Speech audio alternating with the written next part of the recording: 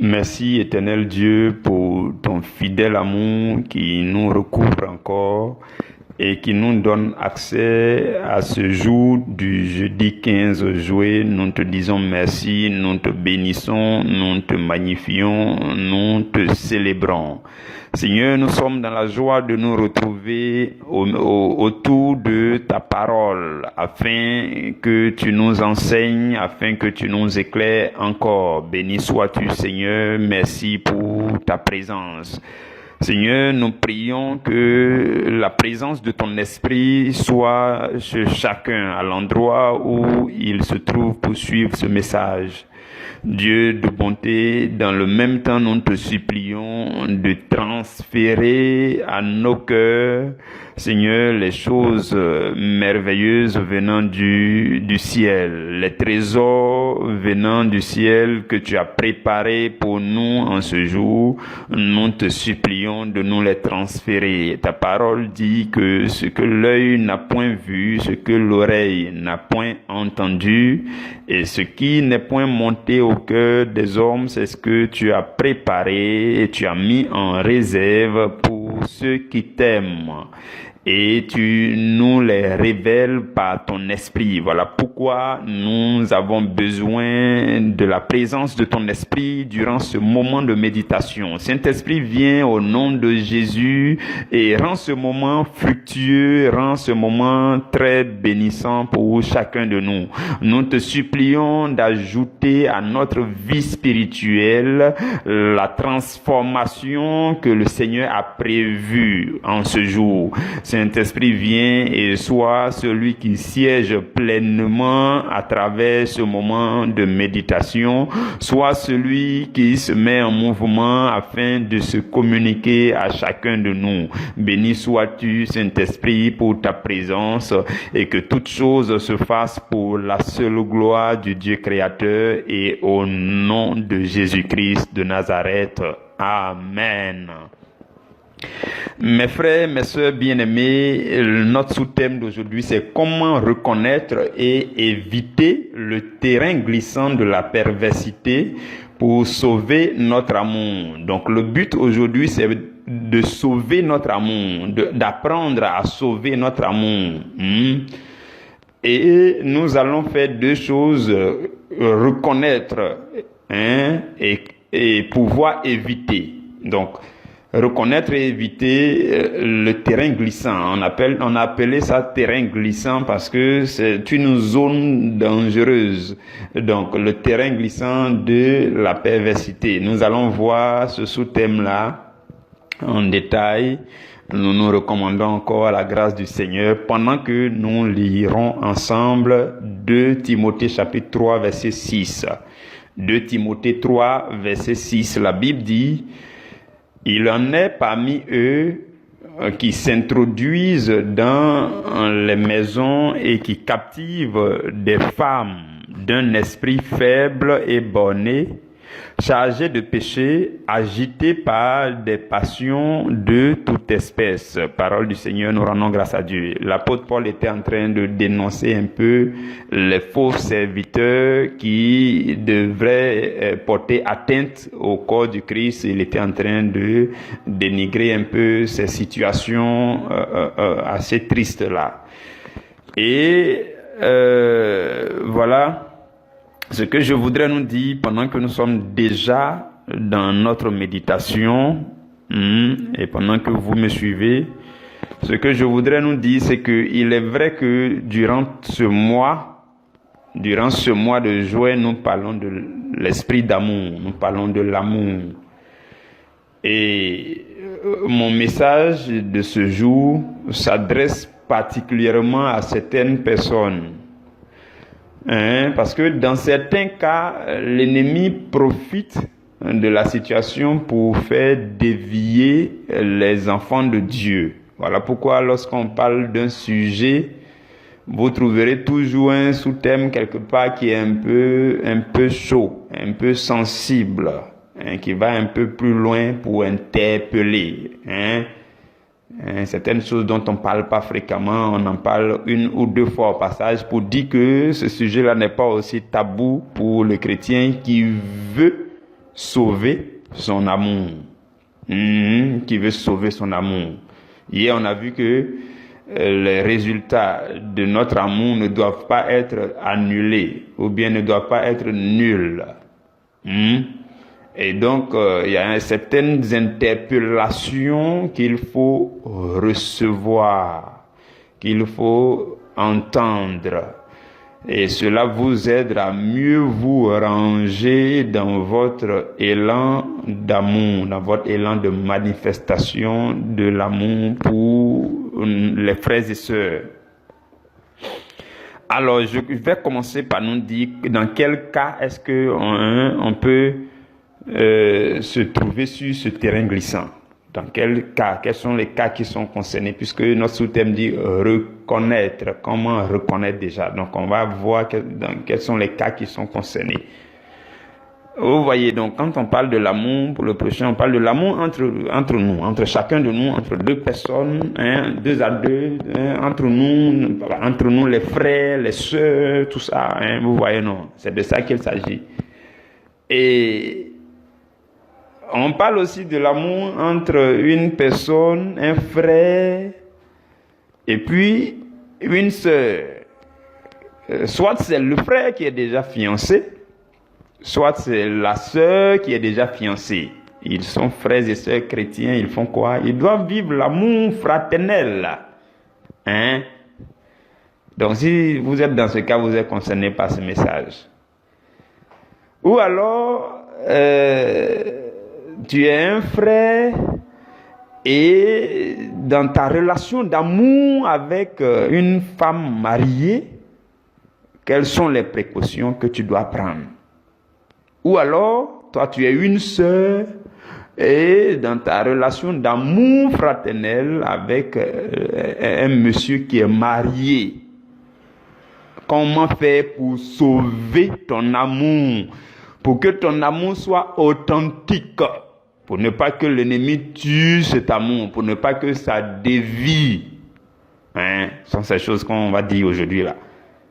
Et ou encore, c'est une relation d'amour entre vous, votre relation d'amour entre vous et puis votre berger. Comment vivre ça? Ou bien entre vous et puis votre pasteur. Votre relation d'amour entre vous et puis le prophète, l'évangéliste, le prêtre, votre relation fraternelle d'amour. On parle d'amour. L'amour, il faut le pratiquer. Maintenant, à certains endroits, on se rend compte que celui à qui je suis en amour là, s'il ne fait pas attention tout de suite, Dieu ne va plus appeler ça amour. Peut-être Satan va continuer à appeler ça amour, mais Dieu va arrêter d'appeler ça amour. Donc il y a lieu de prendre les cas, les configurations, et puis on s'interpelle bien sous l'inspiration du Saint-Esprit pour que chacun soit sobre dans sa manière de poser ses pas. C'est vrai qu'on parle d'amour, mais ça ne veut pas dire que ça doit être la débandade, quoi. Je l'aime, donc je l'aime, à 4h du matin on est ensemble, je l'aime, on fait ceci, je l'aime. Non, c'est pas arrivé là-bas, calmons-nous. Le même Dieu qui m'a envoyé vous parler de l'amour durant ce mois-là, le même là, il me dit de venir vous dire de prendre les précautions, de faire attention. Oui, parce que si je ne dis pas ça, vraiment, la nature humaine est souvent exagératrice. On va se retrouver en train de dépasser les bornes, en train de nous permettre toutes choses. Et au nom de qui? Au nom de l'amour. Non, ça ne sera plus au nom de l'amour. Voilà pourquoi le Seigneur prend le soin de nous interpeller, pour que nous sachions arrondir les bords, que nous sachions modérer les choses. Vous me suivez très bien. J'espère que vous êtes d'accord quand on parle de cela. Même si tu te sens concerné, il faut que tu sois d'accord. Ça va t'aider à sauver ton amour. On parle d'amour vrai et authentique. Oui, il faut que tu sois capable de dire à quelqu'un « je t'aime ». Sans qu'il y ait une idée noire derrière. Le jour où tu vas atteindre ce niveau, c'est que vraiment tu es en train de devenir mature dans l'amour. Où tu dis je t'aime et puis vraiment il y a quelque chose qui veut s'ébranler à l'intérieur de toi là. Il faut faire attention. tu te calmes. C'est que tu n'es pas encore prêt à bien prononcer le mot je t'aime là à l'endroit de cette personne. Hein, on est d'accord, hein? Donc le je t'aime dont on parle durant ce mois, l'amour dont on parle durant ce mois, c'est un amour authentique, un amour vrai, un amour pur, un amour limpide, un amour dépourvu de toute perversion, un amour qui doit être sauvé, que l'ennemi ne doit pas transformer, polluer. C'est de cet amour que nous parlons durant ce mois, un amour sans exagération. Hein? Tu ne vas pas aimer une femme mariée plus que son mari, parce qu'on parle de l'amour. Hein? J'espère qu'on se comprend. Au point où tu es toujours dans ces 4 mètres carrés, parce que tu es frère chrétien, hein?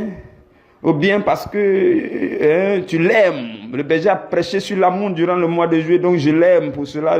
Non, arrête d'exagérer, s'il te plaît. Il faut te calmer, il faut être sobre, il faut savoir poser les pas. C'est aussi l'amour lorsqu'on sait poser les pas, lorsqu'on sait prendre du recul, lorsqu'on sait parler, lorsqu'on sait comment agir à l'endroit de quelqu'un qu'on sait que c'est vrai, il y a l'amour, mais c'est pas arrivé là-bas. Vous comprenez? Maintenant, c'est quoi ce terrain glissant?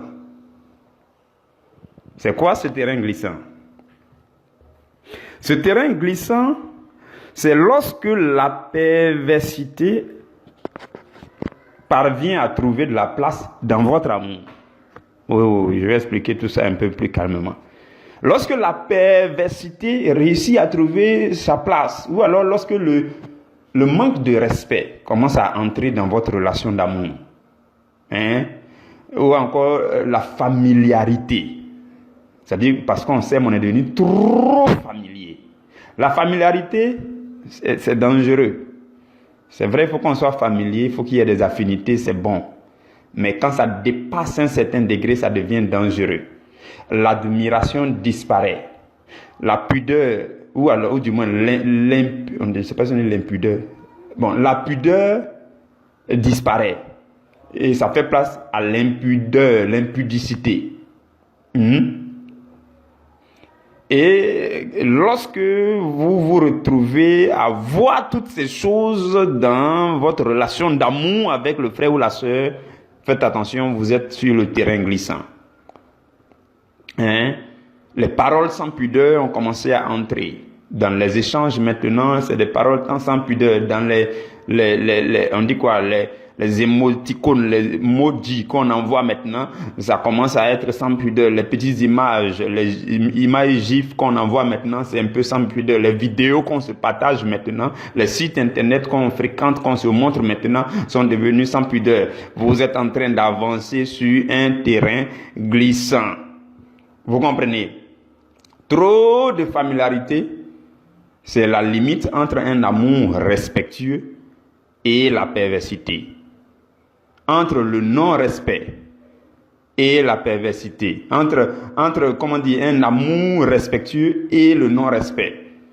Entre un amour sincère, la limite entre un amour sincère et la disparition de l'admiration, c'est ça le terrain glissant. Vous comprenez? Donc, en d'autres termes, vous commencez à dépasser un peu les bornes. Un peu. Vous savez que de façon naturelle, je vous parle en tant qu'un leader, quelqu'un qui connaît les hommes, qui conduit un peu les hommes, qui conseille les hommes. De façon naturelle, quand vous laissez plus de liberté, chacun se permet un peu plus. C'est comme ça. De façon naturelle, c'est comme ça. Donc, dans votre relation d'amour avec quelqu'un, un frère ou une sœur, restez ferme. Ne permettez pas tout. Non. Soit vous, soit lui. Mais en tout cas, un d'entre vous doit essayer de imposer les limites des choses, ainsi de suite, pour que votre amour, votre relation d'amour soit sauvée. Je dis soit sauvée parce que si l'ennemi a détourné ça, c'est gâté, c'est fini. Je ne sais pas si vous comprenez à quel point tout le travail de l'amour peut tomber à l'eau du jour au lendemain. Hein? Et puis vous allez vous souvenir, mais on a fait tant d'années à vivre l'amour fraternel, mais regardez comment c'est devenu, oh Seigneur, comment est-ce que c'est arrivé là? Parce qu'on ne t'a jamais interpellé sur ces choses. Tu t'es tout permis. Tu t'es tout permis. Tu t'es tout permis. Vous savez que l'ennemi là, il est au courant de l'attirance naturelle entre un homme et une femme. Satan le sait. Et tant qu'il peut profiter, il profite. Oui. Voilà pourquoi la Bible prend soin à certains endroits de dire fuyez l'impudicité. Fuyez certaines choses. Vous comprenez? Donc, c'est sensible. C'est vraiment un domaine, un terrain glissant. Tu peux te jouer les courageux pour marcher sur ce terrain. Oui, la jeune fille là, je sais que c'est vrai que je suis fiancé, mais bon, si elle et moi on reste ensemble jusqu'à 2h du matin, qu'est-ce que ça fait? Non, mais on peut causer ensemble jusqu'à 2h du matin, on peut se regarder le visage, on peut sortir, marcher dans la rue jusqu'à 2h du matin, on peut se parler, on peut se dire telle chose, qu'est-ce que ça fait? Tu peux te jouer le plus courageux pour y arriver, mais mon message aujourd'hui, c'est de te dire que c'est un terrain glissant. Quand un terrain est glissant, on ne sait pas à quel moment on peut tomber. Tous ceux qui glissent pour tomber là, si vous leur demandez, ils vont vous dire, ils ne savent pas à quel moment ça a glissé. Oui. Tous ceux qui glissent, quand quelqu'un glisse là, c'est pas, il ne choisit pas de glisser. Il ne s'attend pas à glisser. Il glisse, ça le surprend. Et puis au moment où il va se rendre compte qu'il est à terre, et puis c'est un mouvement brusque. Hein? Quand vous devenez trop chrétien, votre masse spirituelle, votre poids spirituel devient tellement consistant que quand vous trébuchez, le bruit là, ça devient, c'est beaucoup, ça fait bouah, vous tombez comme ça. Vous comprenez? Donc, ce terrain est très glissant. Et le Seigneur nous interpelle aujourd'hui. C'est un terrain très glissant. Je ne peux pas comprendre que tu aies une bonne relation d'amour. Hein, selon ce que tu dis, une bonne relation d'amour, un amour sain, pur et propre avec un homme de Dieu, sans avoir le même type d'amour pour sa femme. Ça, je ne peux pas comprendre. Souvent, on voit ça dans les églises. Et quand je vois de telles jeunes filles, je dis, fais attention à toi. Tu aimes le prêtre, le pasteur. Bon, le prêtre, oui, c'est vrai, tous les prêtres ne sont pas mariés. Tu aimes le berger, là. Tu aimes le respo, là. C'est vrai, vous êtes toujours ensemble. Mais fais attention. Parce que le même amour que tu as pour le respo, pour le berger, c'est le même amour que tu te dois d'avoir pour son épouse ou pour sa fiancée. La même admiration, le même respect, aucune cachotterie. Et alors ton amour est sauvé. Ton amour est transparent. Ton amour est propre. Ton amour est pur. Tu ne te reproches rien.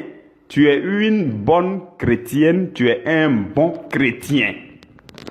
Vous comprenez?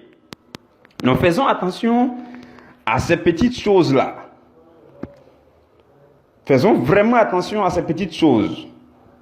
Et ce terrain glissant, c'est un ennemi de l'esprit d'amour dont nous parlons. Et chacun doit pouvoir reconnaître ce terrain glissant pour l'éviter.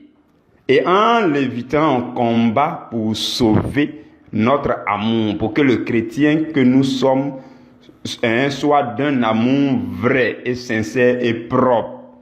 Vous comprenez? Donc, l'esprit de perversité, bien-aimés frères et sœurs, c'est un esprit qui est juste dans les pas de l'amour. Je vous le dis, l'attirance entre une femme et un homme, il y a toujours l'esprit de perversité, la Bible appelle aussi convoitise.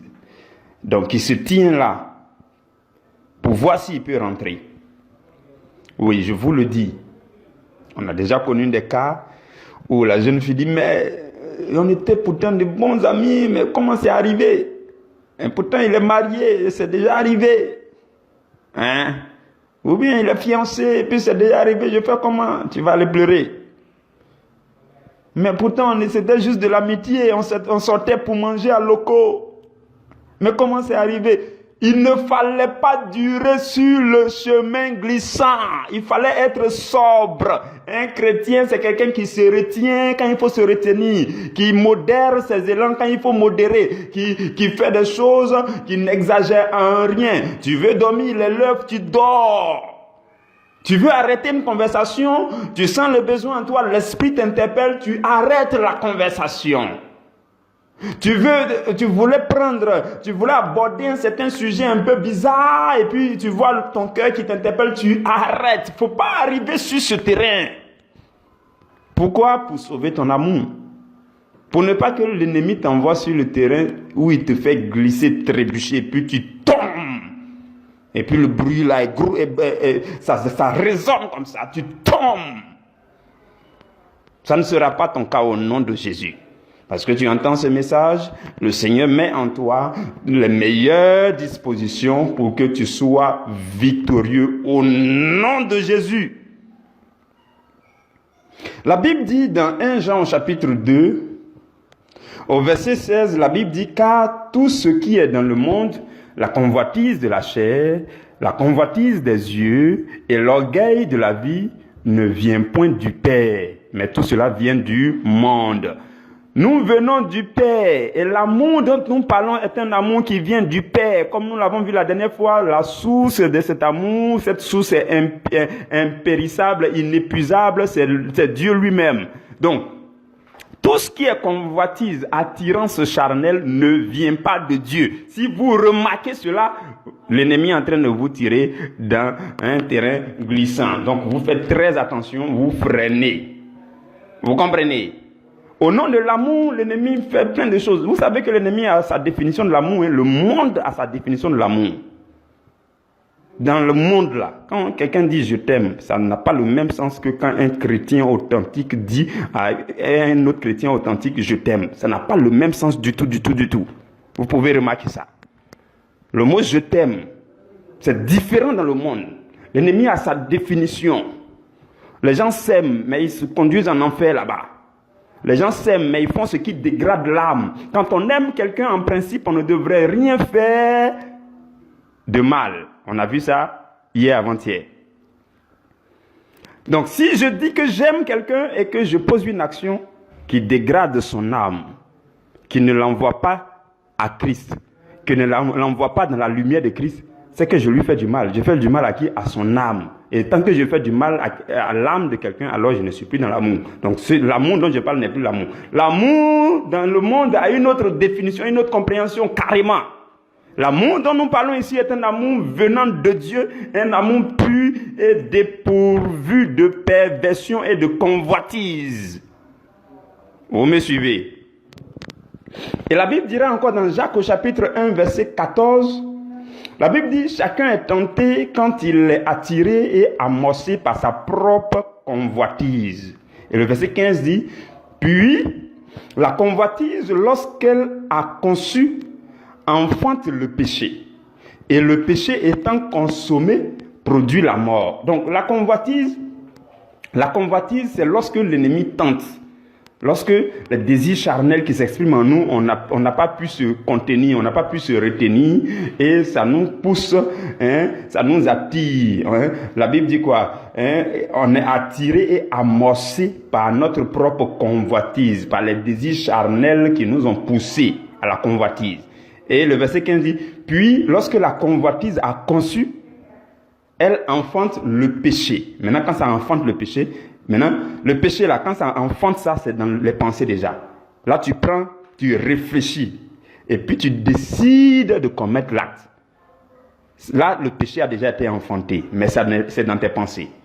Donc, les convoitises des yeux, tout ça, ça te pousse dans la perversion. Et puis, voilà, ta relation avec la jeune fille là, l'ennemi a tellement poussé la relation, vous avez parlé de toute forme de sujets bizarres, les bêtises, vous maintenant là, vous connaissez, dans votre amour là, vous parlez des sujets bizarres, des sujets de perversion, vous connaissez maintenant.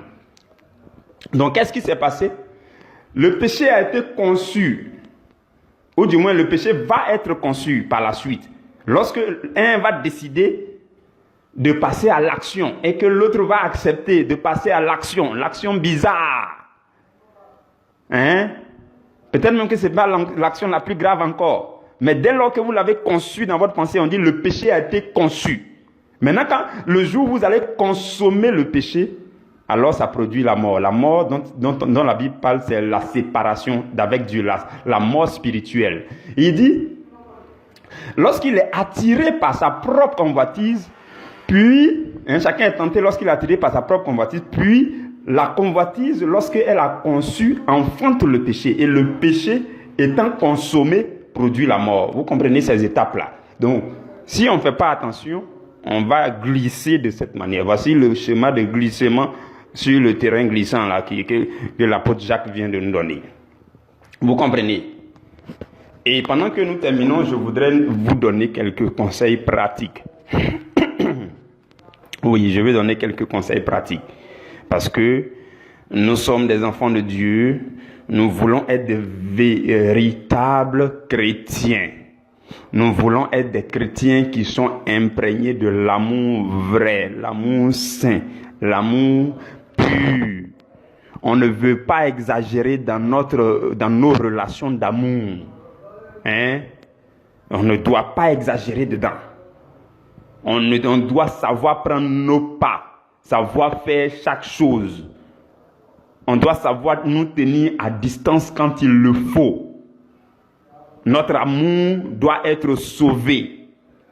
Notre amour ne doit pas être pollué par Satan. Notre amour ne doit pas dévier. Notre amour ne doit pas nous faire chuter. Non, c'est ce chrétien que nous voulons être. Vous comprenez? Donc les conseils pratiques, quelques petits conseils pratiques que je voudrais nous donner, c'est que si vous remarquez des traces de perversité dans le langage d'un frère ou bien d'une sœur, avec qui vous êtes en relation fraternelle, d'amour, tout ça, si vous commencez à remarquer cela, prenez légèrement vos distances en termes d'échange. Je vous le conseille fortement. Prenez légèrement. Mais pourquoi aujourd'hui il a parlé de tels mots? Mais comment il peut employer un langage bizarre comme ça? Il n'a jamais parlé comme ça. Ou bien, comment, ainsi de suite. Quand vous remarquez ça, prenez un peu votre distance et priez pour lui. Vous avez compris? Sinon, la perversité va venir tuer l'amour authentique que vous avez pour lui. Ou bien que lui, il a pour vous. Si un homme marié commence des causeries qui touchent votre intimité, vous avez le droit d'arrêter de converser avec lui. Parce qu'il n'a pas le droit aussi de dire certaines choses sur vous. On appelle ça le manque de pudeur dans le langage. Donc si quelqu'un ne soigne pas son langage et qu'il utilise des paroles bizarres, tout ça, qui vont contre votre pudeur, vous avez le droit de vous tenir un peu à distance. Sinon, c'est un terrain glissant. N'allez pas là-bas. Parce que souvent, c'est l'ennemi qui tire aussi votre bouche. Si vous rentrez dans une telle causerie, vous allez tenir ces causeries jusqu'à ça devient tardif. De plus en plus, vous causez tardivement de ces choses. Et il y a des paroles, il y a des langages de perversion qui réveillent les sens, le désir charnel. Peut-être que vous n'êtes pas ensemble, peut-être que vous êtes ensemble, on ne sait pas ce qui va t'arriver, ce que le diable est prêt à te suggérer présentement. C'est comme ça que certains se masturbent. Vous comprenez? Je vous dis des mots. Là, comme ça, vous allez comprendre ce que Dieu veut que je dise aujourd'hui. Si j'ai fini aujourd'hui, je passe à autre chose. On est d'accord? C'est comme ça que les gens se trouvent à faire des choses bizarres avec leur corps. Parce que quelqu'un qui est de l'autre bout du fil, lui et moi, on a juste échangé, on a dit des choses bizarres. Et ça réveille des choses bizarres en moi. Maintenant, on a fini notre conversation. L'ennemi te suggère l'esprit d'impudicité, de masturbation. Vient maintenant pour te forcer, pour te pousser. Et toutes tes choses sont réveillées maintenant. Tu fais comment? Tu es foutu. Ton amour est devenu pollué. Ton amour n'a pas été sauvé. Donc, finalement, l'amour fraternel a tout gâté. Vous comprenez? Ok. Je pense que je vais m'arrêter là. C'est un peu trop fort. Mais je sais que vous avez compris aussi. Oui, c'est ça qui m'intéressait. Je sais que beaucoup ont compris ce que je veux dire. Et je sais que dans le même temps, Dieu vous a transféré la capacité surnaturelle pour que vous soyez capable de vivre un amour saint, propre, un amour d'un véritable chrétien. Que Dieu vous bénisse au nom de Jésus. Amen.